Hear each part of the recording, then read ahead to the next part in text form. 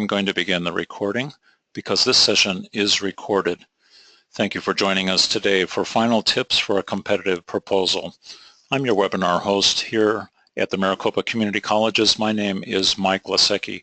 Welcome to today's webinar. For this webinar, you're going to be in listen-only mode using your computer or phone for your audio system, but please use the question window. It's on the lower, sort of middle right of your screen. And yes, once again, the webinar is being recorded. This webinar is brought to you by the Centers Collaborative for Technical Assistance with grateful support from the National Science Foundation. Let me tell you a little bit about the Centers Collaborative. It's led by the National Center for Convergence Technology at Collin College in Texas.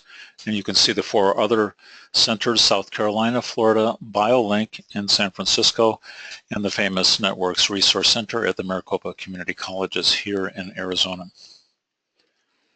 The purpose of this initiative is to respond to requests from the Department of Labor to collaborate more closely with National Science Foundation grantees to share best practices. And this material is relevant whether you have a Department of Labor grant, a National Science Foundation grant, any sort of workforce-oriented grant, or a wannabe, so to speak, in terms of getting a grant to support your workforce programs. The initiative delivers webinars like this one with live recorded Q&A sessions 1 week from today, and a series of documented best practices, which you'll find on the website, and we host convenings, and we'll mention that at the end of today's webinar. But let me now ask you a question. So I'm going to open the first poll here, which asks you to describe your affiliation. So please tell us on your screen, choose one of those radio buttons. You're involved with the National Science Foundation grant. You're involved with a TACT Department of Labor grant. Both of them or neither of them. Oh, thank you all very much. You're voting very quickly today. That's good. You probably know the answer to this one. I'm going to give you a countdown from 5, and then we'll take a look at the poll. 5, 4, 3, 2, 1. There we go. Poll is closed. Let's take a look at the results of that poll. Well, that's pretty interesting. So of those that are involved with the National Science Foundation grant, 38%, about 13 with the TAC grant. Several of us have both of those grants, and Celeste and Ann, a large fraction of our audience today, 28%, doesn't have either of those grants. So that's pretty interesting for us. One more poll, which I'm going to do right now. Well, I'll tell you what, let's go ahead from that poll and talk just about today. Let me introduce today's presenters. Joining us is Dr. Celeste Carter, the lead program officer at the National Science Foundation. Celeste, how long has your tenure been at NSF ATE? Is it 7 years now? It's a little over 7 years now. So come October, it will be 8. How exciting to see the evolution of the program over that time. It definitely is. Yes, thank you for joining us today. And also joining us, Ann Beheeler. She's the principal investigator at the National Convergence Technology Center, CTC. Ann, welcome to the webinar. Thank you. Just FYI, my slides are not advancing. I don't know if others are or not. And I can't see them right now. Okay, I think there's a problem there because Mike still is still showing the results of the poll. So let me change that. I'm very sorry. There you go. Good, good, good. Thank you. So at least somebody corrected me. So thank you very much. Hey, that's the beauty of a live webinar. So Ann, would you like to take it from here? Sure, I'm happy to, and I'm delighted to have Dr. Carter helping us today because she is the epitome of information on how to write an effective proposal. We're going to handle this by going through some slides and stopping very many times throughout to ask for her response and comments. We have way too many slides. I typically like to have one for every minute or two, and we definitely have one per minute, so that's going to put a lot of our questions on a week from today. In the afternoon, again at 3 o'clock, we'll have a Q&A session, and we'll be talking about that more as we get a little further in the in the presentation. We do have 3 previous webinars. There was one on grants and innovation, one on proposal resources, one on developing stakeholder partnerships, and all of those are out on the link that is shown there. They're recorded webinars with slides, other support documents, and transcripts. So those are really good resources for you. I highly suggest you don't take this one standalone, and rather you go ahead and listen to all of them. And Mike, I'm still getting a little bit of an echo. Are you? I'm not, Ann. It sounds okay to me, so hopefully Okay. it's not too bad. Well, maybe it's just me. Okay. All right, next slide. Okay, well, I've already pretty well covered this, but what we're going to do in this webinar is talk about the review process. I don't think we've done a whole lot of work on having you know about what's actually involved in that mysterious review process, which isn't all that mysterious at all. We're going to recap various elements and components of an effective proposal. We're also going to point out some fatal flaws, things that you absolutely do not want to do. We'll also talk about submission and what happens after that. It is a very complex situation to put together a competitive proposal, but really there is a more or less a cookbook that we use, which is the SGA, and we'll talk about that in a minute. Next slide. These are resources. I put them right up front because I really think that you ought to go look at these resources or download these resources as you need. This needs to be something that you work with for sure, especially if you've never done an NSF grant. Next slide. All right, the review process.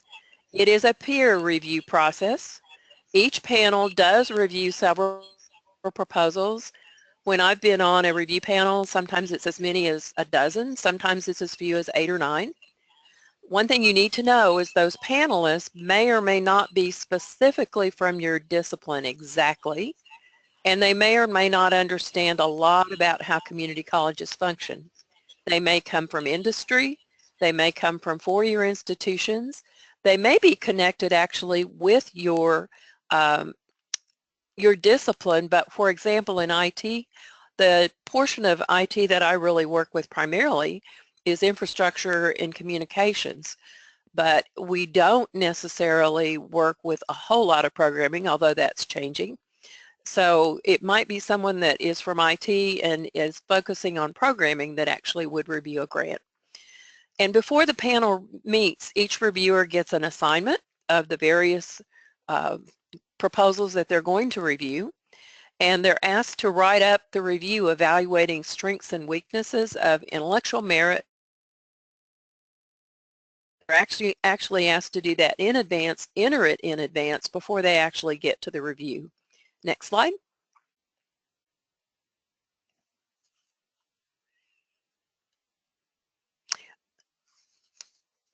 Okay, next slide. Whoops, hold on. I think we're at that next slide. Sorry, back to the previous one. Sorry about that. Okay, the other thing that the panelists do is they assign a rating to the grant proposal, ranging from poor to fair to good to very good and excellent. They assign that in advance, usually, before the panel review, and of course it can be changed during that review. There is usually one lead that handles the discussion, and there's one scribe that actually does the write-up of the summary of the review panel's comments. The reviewers, again, as I said, can update both their write-ups and their ratings during the panel review. The scribe also writes that summary of the discussion into, or transfers it into the system. Oftentimes we write it using Word, but then we transfer it into the system, reflecting what the entire panel thought. I'm going to stop right here. Celeste, would you like to comment on this?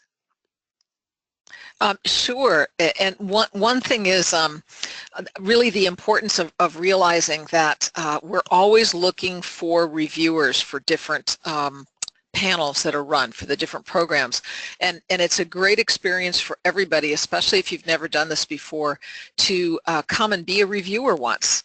It's probably I always used to say as a faculty member, it was the best professional development experience that I had ever had, and you learn very, very quickly in the space of really one panel meeting what you and others very quickly see in assigning a rating to a proposal and saying, boy, these people really hit the ball out of the park. They did a wonderful job. It's concise, it's clear, we really understand what's going on, versus one where you say, seemed like a good idea, but they didn't really describe in enough detail for us to really provide them with even a lot of good feedback, other than to say, please give us more detail. And so you figure that out very, very quickly. And as Ann pointed out, we don't require that any panelists or the overall panel reach a consensus.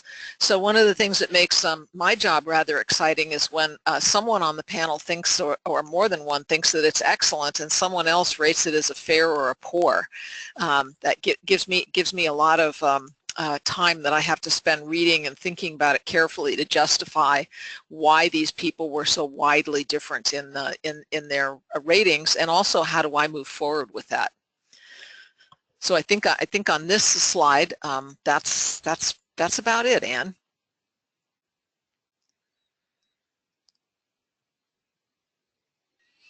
And don't forget to unmute.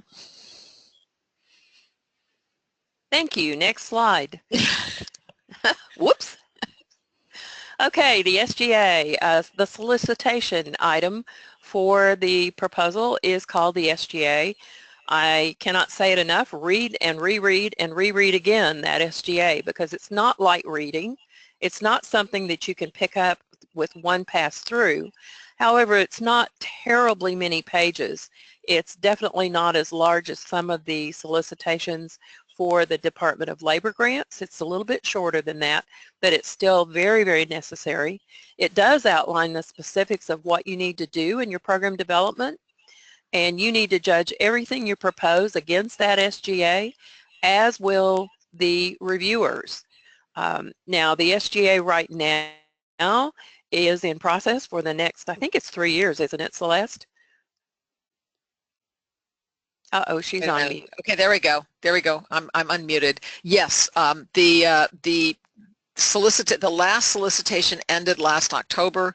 The current solicitation for the ATE program is just about to enter the clearance process, and it has to be out at least 3 months prior to the due date, which will be in the first week in October. It should be out well in advance of that. I'm hoping that the clearance process that I work for the federal government now, and it's kind of a lengthy process, but hopefully we've already gone through all of the pre-publication steps, and now it's sort of entering into the more formal steps. In addition, this slide brings out the point that there's really two things you want to read. The PPAPG, which is Proposal Processing and Award Administration and all that kind of stuff, gives very, very specific instructions on crafting a proposal and the parts of a proposal. If the solicitation contradicts the PAPPG, or you could think of it just the opposite way, the solicitation always trumps the PPAPG. That's one to remember. I do get phone calls and emails on that. People will ask me what they should be following. So if the solicitation is the primary one that you want to read, but there's also a lot of information in this other NSF document. And thank you. And in that PAPPG, that was one of the links that I showed you right at the front of this presentation. That one is quite lengthy, and you're probably going to want to use the index for the PAPPG to go through and figure out the items that are going to specifically apply to the proposal. For example, formatting of the proposal itself, the definition, the description portion, the summary portion, how long can it be, what font can it be, what margins do you have to use. Those things do matter. Next slide. Now, what if you don't address the SGA requirements, and there's some prohibitions in there. It can result in a proposal that totally misses the mark and can be returned without review. I can't imagine anything sadder than working very, very hard to put this proposal together and then realizing that you didn't follow the rules and it is returned without review. That would be pretty sad. Also, and I agree. Yeah. I agree. It's a lot of work to craft a proposal. Yeah, and it also can result in a proposal that violates restrictions such as no allowable match funding. And I'm not going to go into what that means, but you're not allowed to talk about match in the actual proposal, and that for sure is going to get you in trouble. Anything else, Celeste? No, just that it goes back to take the time to think about what your need is. Look at what you would hope to get out of a project, and then make sure you go back and read that solicitation one more time to make sure that it fits. I know last year there were a few people that completely missed you need industry partners. And that's been part of this program for a long time. So, you know, if when they were crafting something, they really missed that point of needing industry partners and being responsive to industry, that's a biggie. Another one that came up and does come up with some regularity is this is a program where you need leadership from 2-year associate degree granting faculty. Okay, so that might be, and in some cases there are 4-year institutions that are still offering 2-year degrees, or like I always think about Pennsylvania State University. They have obviously a 4-year institution, but they also have some of their satellite campuses that are basically community colleges.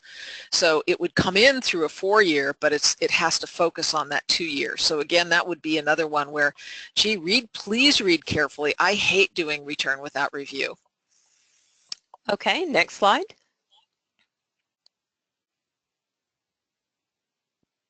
All right, proposal creation requires a lot of planning. The successful proposals are, in my opinion, created on a schedule where you, so to speak, create the elephant or eat the elephant one bite at a time. Don't try to just sit down and in one big spell swoop write the whole thing. It usually works better when you have regular meetings with your stakeholders. Some of them may be people at your institution, but some of the people that need to be involved are going to be your business people as well. And maybe if you have a high school involved, you might want to have them involved. It is better to have a whole team that creates the proposal. And in my experience, it's wonderful to have a really good grant writer, but the grant writer can't write the grant unless that grant writer really understands what you're going after and what your needs are, what you're trying to accomplish. So it's very important to have a team involved and very important to guide that grant writer. The plans for creating all the parts, including the project summary, the 15-page description, the budget narrative, the budget, and other documents. There's lots of different for projects, regardless of the size of the project, and also for centers, but we're primarily focusing on projects. Next slide. So the timing, it can't be prepared at the last minute, and it often requires months of planning and writing. I will say we just submitted last year our renewal proposal for our center, and we started 6 months in advance. I don't know that it's required that you start quite that early for a projects grant, but it is definitely something you want to do, I would say, a couple of months or 3 months ahead of time. In fact, now is not too early to get started. Celeste, comments? Yeah, I agree, and I know, you know, one of the projects that some of you may have heard of, and I also know that Ann included the link to the Mentor Connect project, which is a project that involves a lot of very experienced ATEPIs providing one-on-one mentorship as you craft a proposal. And when they start that process, the Elaine Kraft from the South Carolina ATE Center is the principal investigator, and I know that she usually starts off saying that preparing a proposal is a little bit like having a baby. 9 months is not too soon to think about really getting started on it. So I would just add that. Agreed, agreed. I've helped in the Mentor Connect system for a couple of years, and I think the ones that are most successful are the ones that really get started early. Okay, next slide. As Celeste said, you need a really good idea, and that's basically your statement of need. Why should you do what you want to do? I think one of the fatal flaws is when an institution comes to me and says, I want to write a grant, but I don't know what for. Well, I just send them back at that point to say, well, what are you trying to solve? It really needs to be something that solves an open problem in your area. Very important to have commitment from local business and industry. This is, I think, the only program within the National Science Foundation that focuses specifically on technician education. It's not to say we can't have transfer from our programs, we can, but the primary goal is to focus on technician education. And who hires those technicians? Well, your business and industry. The statement of need, whatever you're going to do needs to be new, at least for your institution, based on your research of what other NSF grants have done and are doing. And we'll talk about that more in a little bit. We'll also talk about what it means, or actually we can do this right now. What does it mean to adopt and adapt? You don't, on a project level, have to come up with a totally 100% brand new idea. If someone else has done it and you get results for them, work with them, understand what has been done, and it's something that you need to do at your institution, perhaps a brand new program, you can take what was offered from the grant that's already been funded and work with them and then customize it to your own needs. But it has to be a need in your region, and don't forget that that need or good idea drives your entire proposal preparation. Next slide, because it's related. Business and industry engagement, I think Celeste has already told you, we have to have that in your proposal. That does not mean, hey, I'm going to go out and find them. It means I've already found them and they say there's a need. It's very important to name some of those businesses and talk about specifically how they're committed to helping you be successful. Now, how do you get it? I've got an entire process of how to put together business and industry engagement, and my email address will be at the end. We also have documents on our website. I'm happy to help you with that, but I can't spend the entire presentation on that. But it's okay, even if you don't know anyone in your area that actually is in business in your area, to help you. How do you document it is actually pretty straightforward, although it is not via motherhood and apple pie letters, which is what I call them, when in fact you might have just kind of a general letter that says, oh my gosh, we think that this college is doing something that's very important, so we support and think you should fund it. No, contrary to that, it's better to have that letter, in fact required, to have that letter specify what that business is committing to do to help you with the program. They need to have skin in the game, otherwise it's not going to work properly, and the students will graduate from a program that is not in high demand. Very big flaw. I would even say, I don't know this, Celeste may be able to comment about this, but I would say that I have not seen a grant that got funded without business involvement. Celeste, comments? That's absolutely true. And another thing to think about is to think about your business and industry engagement as being a really important part of describing the need for why you're doing something in technician education. And you want it to apply to you and your institution regionally.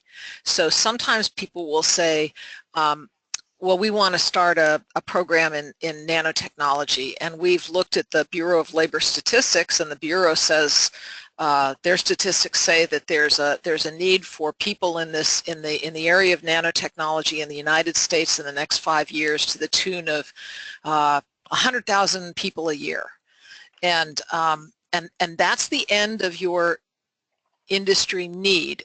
Panelists look at it and they say, well, that's great, but what are the number of the industries using nanotechnology in your area what is your regional need? What's their regional need? Why are you proposing this? So it isn't, you know, as we all know, a lot of our students at community and technical colleges are there for a reason, and part of that reason involves that this is home and they may not want to move 2,000 miles away.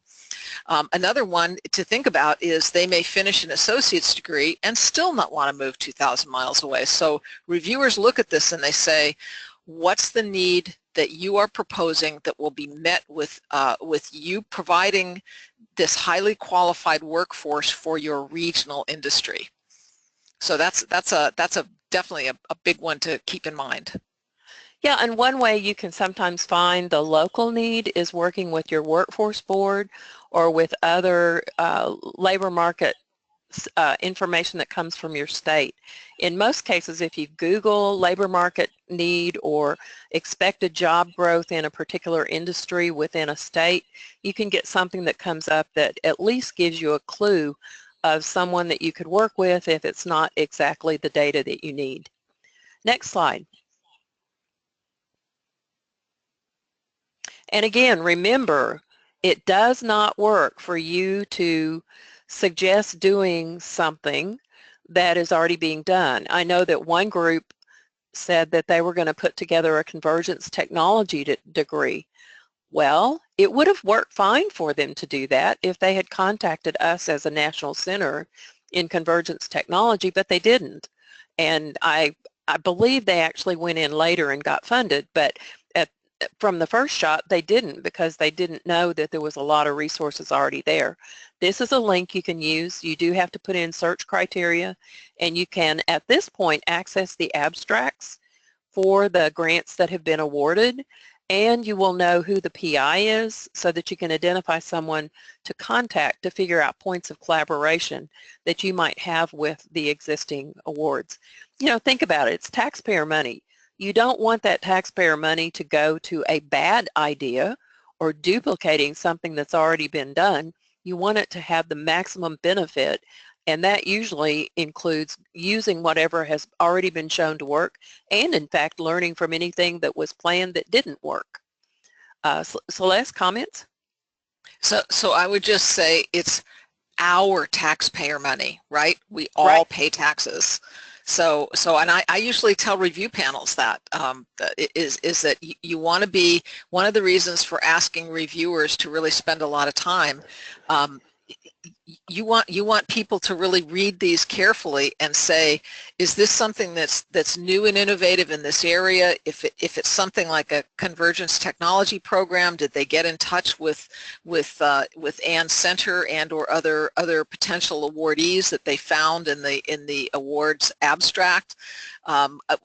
We want to make sure that this is an effective use of our money. So I think that's definitely a good one. And I see there's an audience question that says, could a need be upgrading my lab equipment?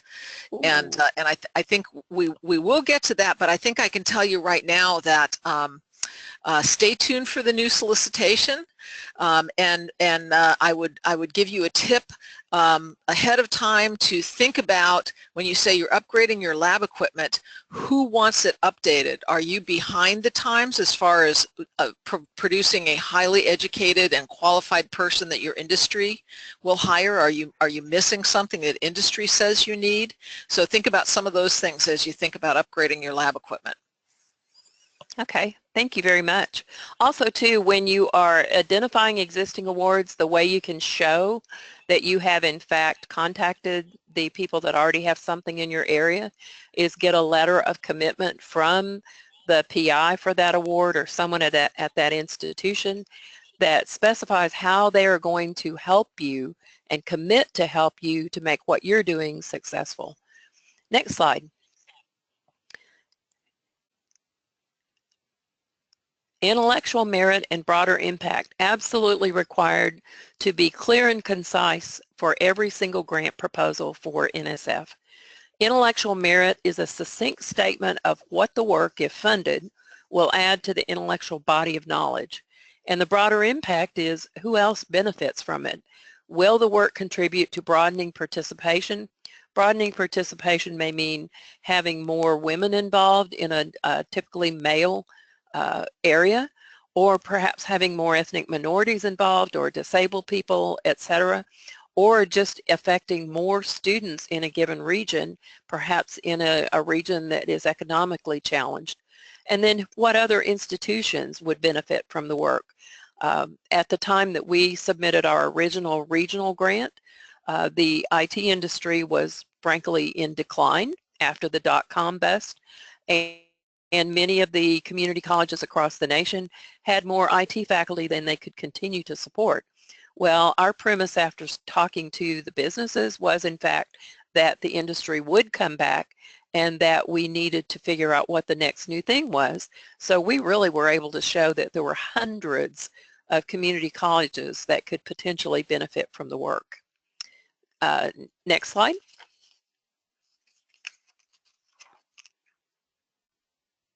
Okay, clear, concise, and credible, believable, intellectual merit and broader impact. Elevator speech. If you don't know what an elevator speech is, Google it. It's basically the speech in 4 or 5 sentences that says how, what, when, where, and why for your proposal. And it's used to convey your intent so that you can get others to support and commit to being involved in what you're doing. The intellectual merit and the broader impact do belong in the project summary, which is a 1-page summary, and in the project description. And one thing that I find distressing is if the intellectual merit in the project summary does not agree with the project description intellectual merit. That's not too good, or same thing for the broader impact. So that's very, very important.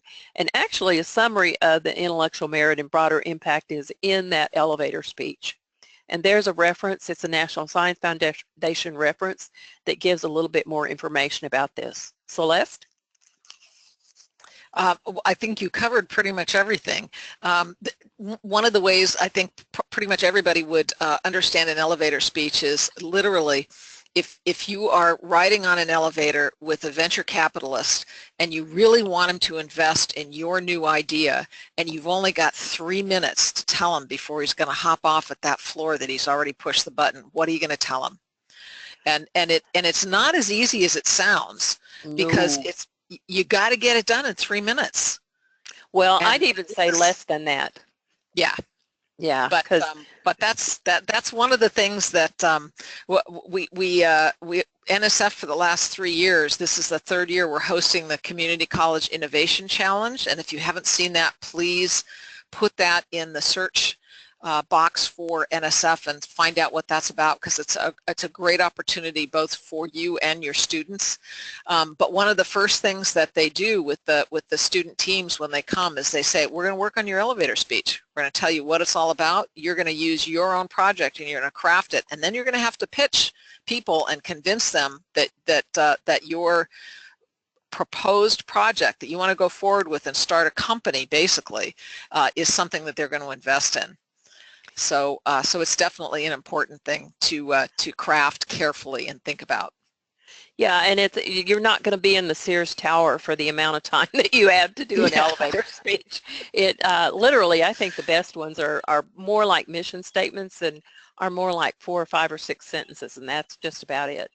Next slide. Logic model. We have talked about logic models before. To explain the logic models, it's basically a graphical depiction of what you're doing in your grant. It defines what the inputs are, who's going to be involved, what other things are going to help, what your activities are going to be, and what your outcomes will be, and also does cover both short and longer term impacts. And what's the difference between an impact and an outcome? An outcome is, this is what happened. An impact is, as one of the former program officers used to say, he would tell me, okay, I'm really excited about your outcomes, except I'd get more excited if you could tell me why it really matters, and even more importantly, why it really matters to students. There is a link there that is shown on the logic model, and that is to the Evaluation Center in Western Michigan webinars, and that one is a very good very good resource for you to be able to create a logic model. It's also very important that that logic model be in the 15 pages of your project description, not in the supplemental documents. As we talk about supplemental documents, there is a facility for having them, but the reviewers absolutely do not have to read all of them. And so it's very dangerous to put too much in the supplemental documents, and I would say for sure that the logic model does not belong there. Celeste, comments? So I just like to comment that one of the things the logic model is used for is in crafting your evaluation and assessment plan. It really gives you a map of here's goal number one, here's who would be working on that goal, your expected or anticipated outcomes are here, and this is how you'd actually measure it. So at the measurement part is that assessment part, and again, just as Ann said, return without review can happen if you stick your assessment and evaluation plan in supplementary documents. So just keep in mind it's a hard lesson to learn to have something like that happen. You really, as a reviewer, you are told in the pre-panel reviewer webinar that you are not required to read any of the supplementary documents. So the 15-page project description has to be everything that informs the reviewer about what you are planning on doing and how you will assess it. So a logic model really actually helps you. It's a great tool. Okay, next slide. As I mentioned, you have a one-page project summary that has a very short overview, the intellectual merit, and the broader impact. It is entered actually into FastLane in 3 separate sections, so you do have to be a bit careful because something may fit on your page in one page, but then once you enter it into these 3 sections, it may or may not actually fit in one page, so be careful. This has to make your case, and this is a good time to bring up that the program officers are willing to review and comment on 1 or 2 pages summarizing your approach. And it actually is probably a really good idea to draft out a draft project summary to be able to use to discuss with the program officers. Let's look at the next slide, and then we will turn it over to Celeste for comment. The project description, it has many parts. All of them have to fit in 15 pages. This is not the time to have somebody write in a very flowery and verbose manner, because fluff words do not fit in this particular case. Has to include your logic model, results of prior support if it's needed, if you've had prior support, the motivating rationale, which includes the need, intellectual merit, broader impact, goals, objectives, activity, responsibility, that also is timeline, management plan, evaluation plan, dissemination plan, sustainability plan, all of that. It also probably will turn out that you don't have the luxury of having really fancy looking titles and lots of space around them, because it's very difficult to tell a complete story in 15 pages. Similarly though, you want to make it where it's readable. Don't make it where it's so packed with prose that the person reviewing it just gets sick of looking at it. That doesn't work very well either. Celeste, comments? I would just say one thing about the project summary. That's the one-page document that pretty much all of us as program officers here at NSF use as the starting point for drafting your abstract. So the abstract, which will be available to anyone who looks up your award, really comes out of that project summary. So so that's something to kind of keep in mind as far as the way you craft it and how it reads. Some program officers, if your proposal reviews well and they would like to make a recommendation for award, they'll actually say, could you please write your own abstract? A lot of times, though, really in as many other times, a program officer will say, I'm going to take your project summary and I'm going to use that to craft the abstract. So remember that. And again, 15 pages really isn't a whole lot of space to get all of this in. Think about being as concise as you can. I remember having an argument one time when someone had been declined, and one of the things I could say to them was that they had repeated the demographics of their institution in about 5 different places. Oh. And I said, I basically said, you wasted all that space by continually repeating what you had already had in another section. And this particular person got very upset because they said, well, that's what the grant writer told me I had to do. And I said, and my response was, please come at the next review panel, and we'll work on that. So I can say that she did, and she was funded the next time she wrote a proposal. So definitely concise, to the point, clear, as Ann said, not too flowery, and it works. Well, and the other thing too is I would suggest that the grant descriptions that I have read that are 9 or 10 pages, you almost can't get all the pieces in. I'm not aware of anyone that I've actually voted to fund or voted to rank well that did not use most of the 15 pages. So anyway, next slide. I agree. Before we jump ahead, Ann, let me interrupt with a question from the audience. Is it new to have that logic model up at the beginning? You know, sometimes it used to be in the back. Where should it go? I would put it with the evaluation plan, because generally the logic model is informing your evaluation plan and showing a clear pathway. Like maybe your first goal was you are revamping a course in additive manufacturing, and your logic model will show that you're going to revamp it, what you expect as an outcome, what your student learning outcomes will be, and how you would assess all of that. Just is like, you know, you can follow that across your logic model.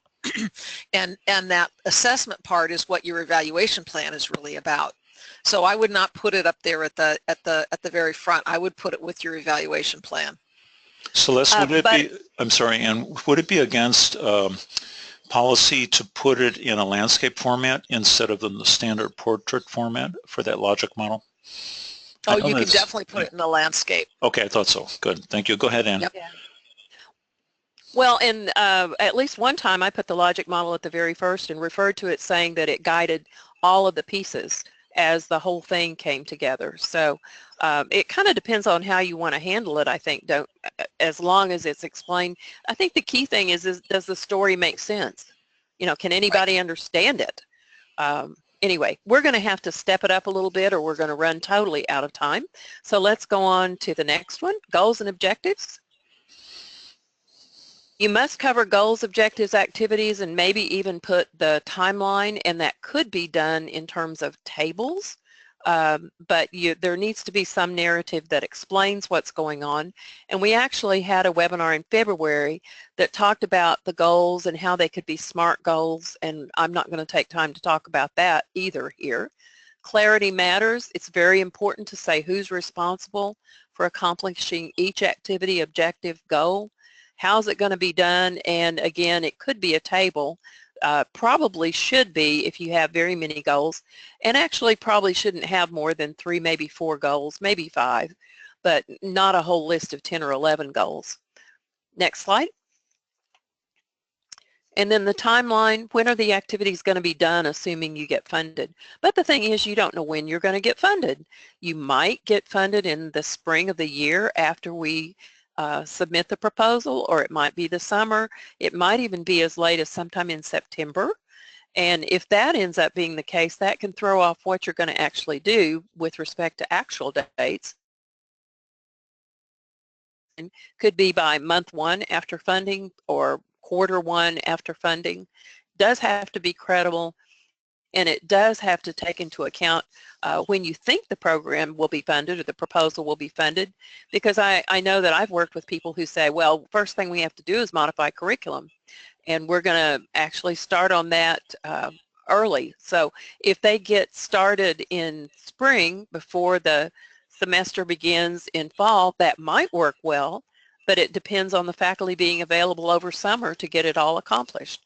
So just beware of that. Okay, Celeste, comments? No, I think you pretty much covered everything. I would think about it, some people will do very long timelines where it basically takes up the whole page because they're blacking out little boxes for each quarter that something will be done. Think about that in terms of the space you need. You can, I think, describe in a few sentences. If you will be starting with curriculum modifications, maybe the first thing you'll do is you've done a preliminary industry survey, but you're going to do a more exhaustive one, and that will occur in, in the first year. It doesn't have to have quite the level of taking an entire page with little boxes blacked out, but see what your space looks like and how many things you are proposing to get done. Yeah, and as I said, we have oftentimes put it as a column in the table that has the goals, objectives, activities, who's responsible, how you're measuring it. We get kind of creative to get that in there, to get it all there, and that can be done as well. Okay, next slide. It's important that key personnel be qualified. That background is established by a biosketch, and that actually goes in the supplemental documents. See the PAPPG for the format. It is very specific about how it's formatted. It is not a CV. I think it's a max of 2 pages. 2 pages. Correct, I think. Mm-hmm. Right, and it does explain specifically what you have to put in it. It's not appropriate to put in a bunch of fluff there. It needs to be exactly like it's supposed to be. It's also important to explain the roles in the body of the proposal. Any comments, Celeste? No, I think that's it. One thing to mention here is that there are times when you may not have someone with the exact expertise that you need, and you are going to actually hire someone. And that person may even over the course of the project be an adjunct. One of the things that strengthens a proposal like that is if you can get an administrator to say, if this course / program / whatever it is takes off and is approved and it's going to be offered, we will either continue to keep this person hired and or we will look for someone with similar expertise, because sometimes you can't guarantee that you can keep that same person.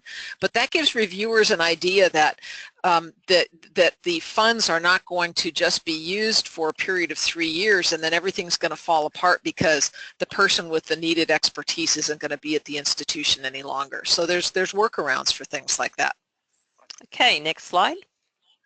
And I'm going to cover about 3 of them and then ask you to comment about 3 of them at the same time. The evaluation plan, we've talked about that in detail prior to this.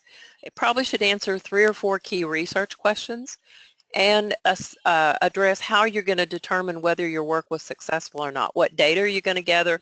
Who's going to do it? Who's the evaluator? I like to put an evaluator and their qualifications into the biosketches that go in. I know that some colleges have problems with procurement and designating that a particular evaluator is a sole source. That may have to be adjusted, but it does strengthen your proposal if you're showing that you have a qualified evaluator. Next slide. It is also very important that the work be disseminated, and details do matter. Where are you going to disseminate it? Who else is going to benefit? Talk about how you're going to use social media if you're going to use it, and what publications you anticipate. More detail reviews better than less detail, and all in 15 pages. Next slide. Then sustainability. What activities or goals do you expect to be sustained after your grant is completed, and how are they going to be sustained? We've had whole presentations on that. I know that ATE Central has recorded webinars on sustainability, so I'm going to refer you to that for the details.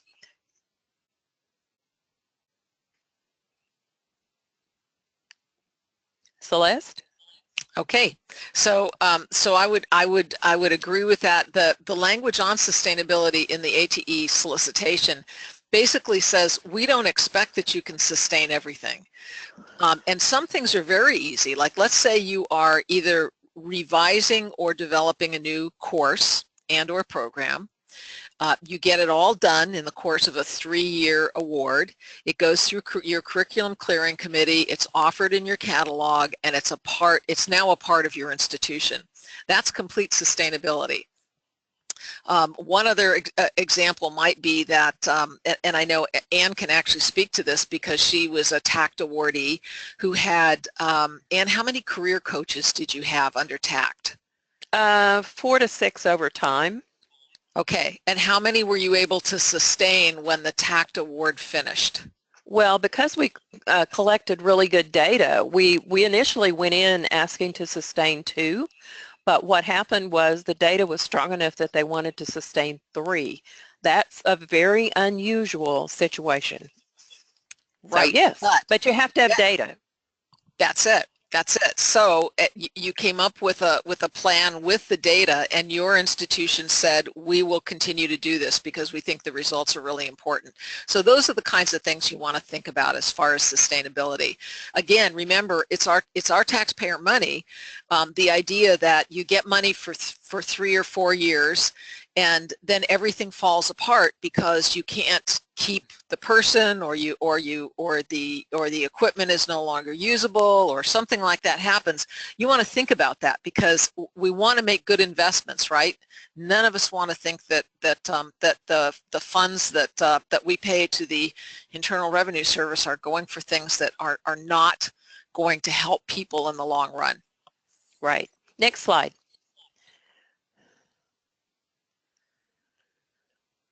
Supplemental documents, the biosketches definitely go there. The commitment letters from business and industry go there.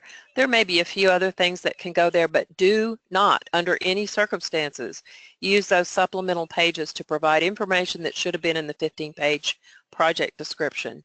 Other people have to do it in 15 pages, and so do you. That's just basically the bottom line.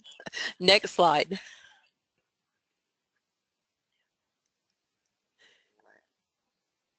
Okay.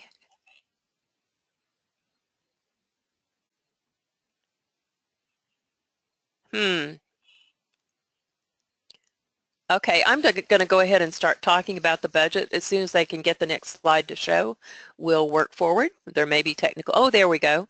There is a budget per year of the grant, and you cannot exceed the maximum dollar amount in total for the type of grant you propose. The project grants are anywhere from $200,000 to $900,000 with the existing SGA, and it's important that you not exceed those numbers.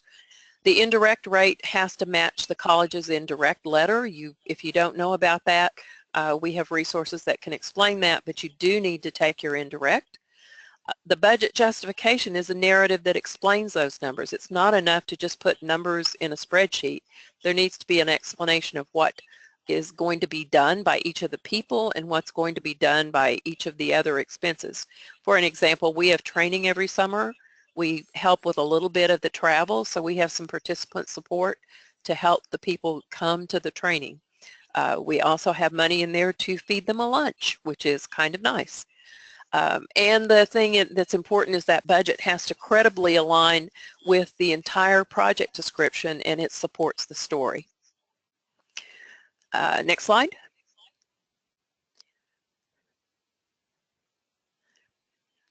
Some of the other attachments, there's a data management plan. How are you going to preserve the data that the grant creates? How are you going to provide access to the data in an aggregate form? And the information that you create under your grant needs to go out on atecentral.org, and I think they talked about that in the last webinar. There's also a facilities plan. If you're going after perhaps no equipment and you're saying you're going to put in a brand new program, where's that equipment coming from? Very important to understand. Maybe you already have it. Maybe your college's budget has enough money to support what you need every year. Okay, comments, Celeste? So one thing, it's atecentral.net. Whoops. So it's not a .org, it's a .net. And under your facilities, that's all right. Under your facilities plan, if you are a principal investigator or a co-principal investigator, and your role on this project could be considered part of your regular duties, you don't have to request funding on the budget itself. you could actually list under the facilities plan that your salary and participation on this project is just kind of the status quo of what your institution expects. And one thing that is changing in the new solicitation, and I've already told the Mentor Connect people, so I think I can tell you that, a lot of times people were very upset when they were told that you had to go back to whatever your 9-month contract was. You could ask for up to 2 months of summer support and you could get some release time. But if you were teaching an overload and that was part of your regular, what you considered your regular load, what you were teaching so that you could pay all the bills and everything else, it used to be that the language wasn't very clear on whether or not that was allowable. What NSF has now done is they now say, if your institution has a written policy about, you know, how many units you could be teaching of overload or what else you could do, and it's an allowable thing for your institution, and it applies to everybody in your institution, there's no problem coming in with a proposal where you are keeping your overload and maybe asking for a slight release for some of the things that you're doing here, or maybe you're dropping your overload teaching during the summer and asking for those funds to be coming off of your project budget. So that is a big change, and hopefully it's going to make it easier for people. If you don't know if your institution has that policy, a written policy, you could go and ask about that. So, and you could ask in advance, part of the prep work you're doing. So I did want to make that point. Okay, great. Next slide. Okay, the ATE preparation template was something that Dr. Carter provided at the very first webinar, and it has a place of boxes that you can fill in. I'm not going to say any more about that, but there's the link. Next slide. This is very important. Do not plan to finish your grant 2 days before it's due or the day it's due. That is not the way to ensure you have a competitive proposal. We try to complete our proposals at least a month ahead of time so that we can have people that are not so integrally involved with the preparation team actually evaluate it and ask their questions, and we try to incorporate their suggestions as well. We also circle back around to the SGA requirements and compare, making sure we are in alignment with that. And then if possible, we have it even reviewed again. So we try to get it done a month ahead of time, incorporate the changes, and then submit. And by the way, yeah, go ahead. Oh, I was going to add one thing. Be sure that once you've uploaded something into FastLane, hopefully you're using FastLane. There are some problems using grants.gov. Download it again and print it out. I know I had one proposal that came in this last year, and it was returned without review because it did not have a project description. And you would say, well, how could you miss the 15 pages?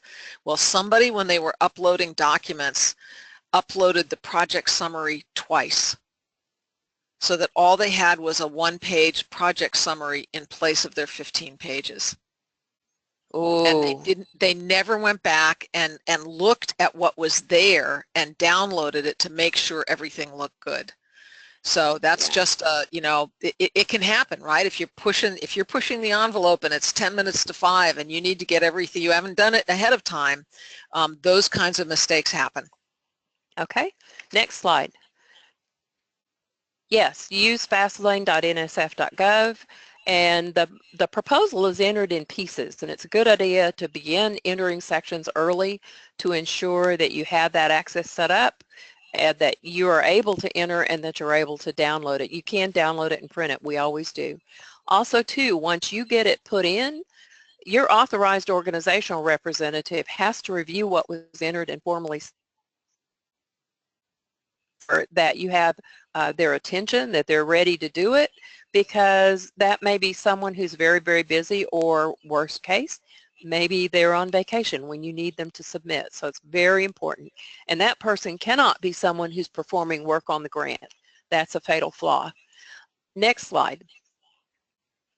What to expect after submission or during submission and after submission. Again, the date will be early October. All proposals have to be in by 5 p.m. your local time on the due date. There are no exceptions.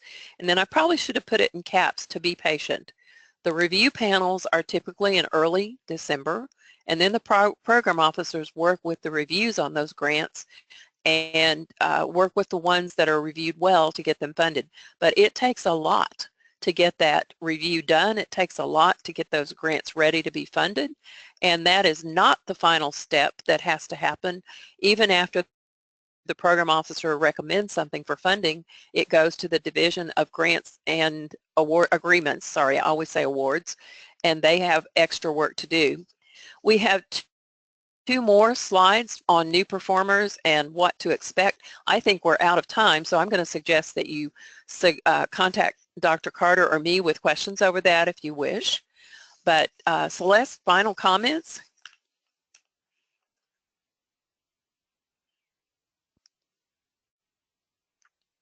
Final comments, Celeste? Uh-oh. I still show her connected, Ann. I do too, but I don't see, I wonder if she has lost her access. Well, let's just say we're going to have a question and answer session a week from today. We have a lot of information that we have covered today. I knew it was going to be a challenge, but the reality is I believe that we'll have plenty of time in the Q&A session to go over whatever you might like. Mike, you want to finish it up real quickly? Yes, I would. Thank you, Ann. You know, as you just mentioned, that Q&A session, I think of it as another hour with Dr. Carter and Ann Beheeler, will be April 27th at 3 p.m. Eastern, and you can see the link there. To register, just go to atecenters.org/CCTA or follow the links to your heart's content. You can submit questions in advance for this event by emailing Christina Titus, ctitus@collin.edu. There'll be plenty of chance also to open the microphones next week, next Thursday, and we can address these important aspects. And you guys covered a ton of ground today. It was very exciting getting the perspective on this. So thank you very much for that presentation, and Dr. Carter, thank you as well. I'll point out that there's an upcoming webinar on May 18th, creating dashboards for grants development. So as you develop and manage grants, how do you track your progress? How do you measure those things? Several famous presenters for that one. So you can see all of our, thank you for laughing there, Ann. You can see all of our upcoming webinars at atcenters.org/CCTA. And the last thing for today is please join us, if you like, in Salt Lake City in July. Lovely time of year to go there.